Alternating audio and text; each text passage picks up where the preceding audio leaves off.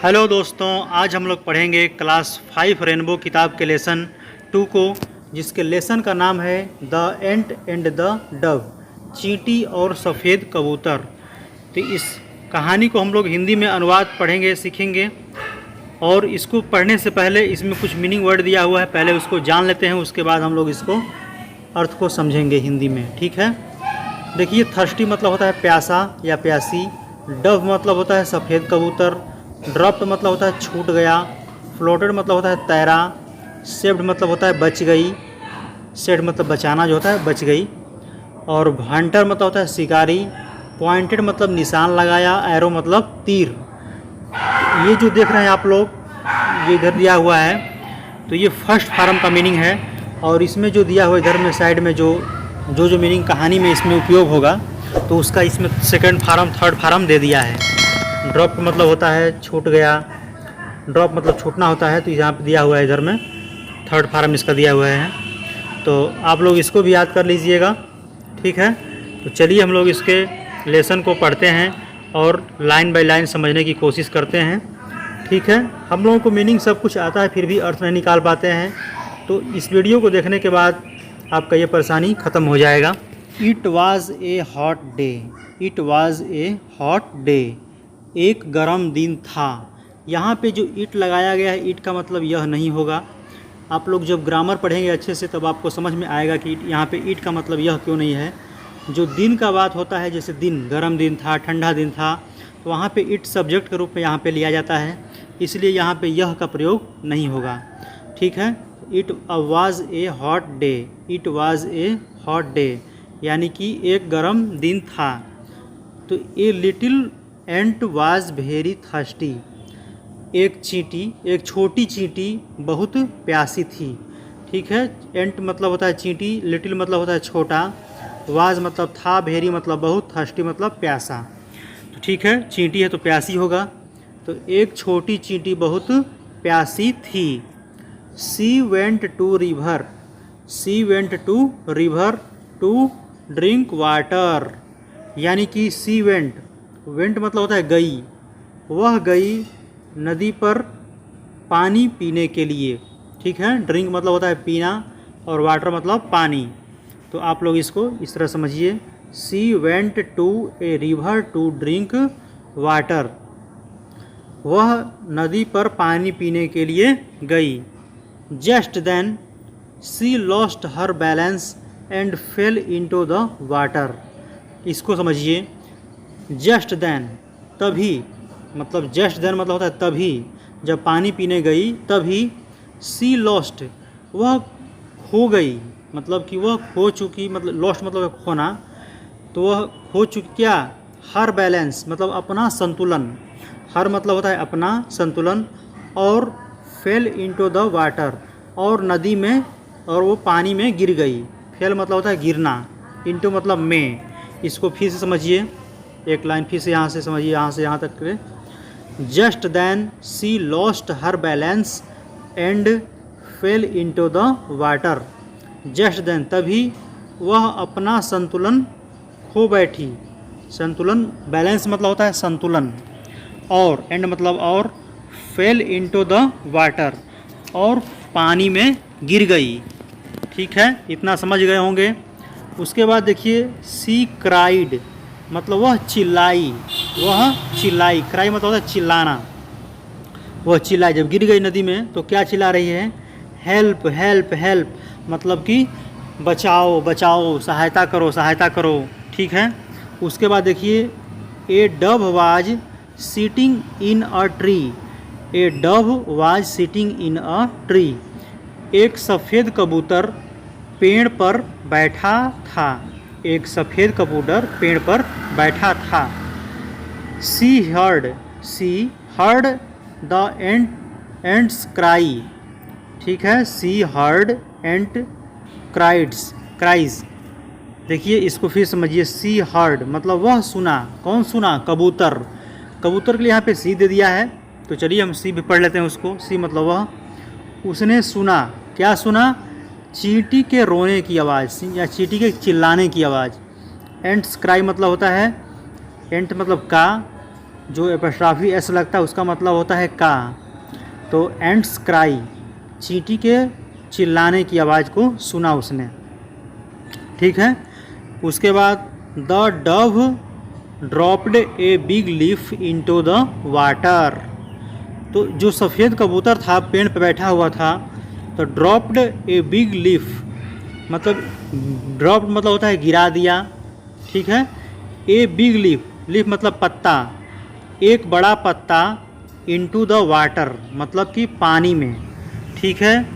जब देखिए क्या होता है, यहाँ तक पहले समझ लेते फिर से। एक गर्मी का दिन था, मतलब छोटी चींटी एक थी, बहुत प्यासी थी। वो नदी के किनारे गई पानी पीने के लिए, तभी उसका संतुलन हो गया, बिगड़ गया और वो पानी में गिर गई। उसके बाद वह चिल्लाई, मतलब सी क्राइड मतलब वह चिल्लाने लगी, हेल्प हेल्प हेल्प मतलब बचाओ बचाओ। तो उसी समय एक पेड़ पर वहाँ पे a dove was sitting on tree, मतलब एक कबूतर पेड़ पर बैठा हुआ था। सी हर्ड, उसने सुना चींटी के चिल्लाने को, जो चींटी चिल्ला रही है उसको सुना उसने। तो क्या किया कबूतर ने, तो कबूतर ने एक बड़ा पत्ता पानी में गिरा दिया। ठीक है। The ant climbed into the leaf, चींटी पे जो पत्ता गिरा था, चींटी पत्ता पे चढ़ गई। जो कबूतर पानी में पत्ता गिराया, तो जो चींटी तैर रही थी पानी में, तो पत्ता पे क्या की वो चींटी चढ़ गई। The ant climbed onto the leaf मतलब कि चींटी पत्ता के ऊपर चढ़ गई।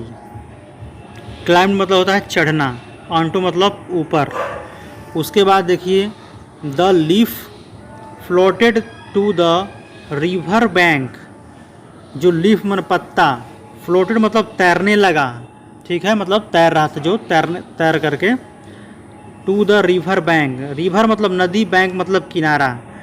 तो जो लीफ पत्ता था, the leaf floated to the river bank मतलब पत्ता तैर कर नदी के किनारे जाने लगा। या इसको आप बोल सकते हैं the leaf floated the river bank को बोल सकते हैं आप लोग, पत्ता नदी के किनारे तैरने लगा, नदी के किनारे तैरने लगा।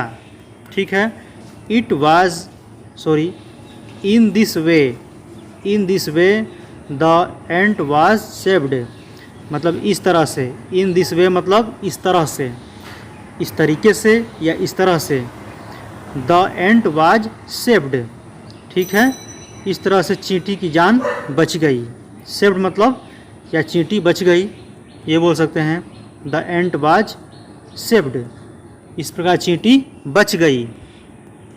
उसके बाद देखिए क्या होता है आगे, जब चींटी बच जाती है तो आफ्टर सम टाइम मतलब होता है कुछ समय। ठीक है। आफ्टर मतलब बाद में, कुछ समय बाद द एंट सा ए हंटर, हंटर मतलब होता है शिकारी जो जानवर को मारते हैं उसको शिकारी बोलते हैं। तो द एंट सा ए हंटर, चींटी ने एक शिकारी देखा। He had pointed his arrow at the Dove. ठीक है। He had pointed his arrow at the Dove, उसने निशान लगाया, पॉइंटेड मतलब निशान लगाया था। ठीक है।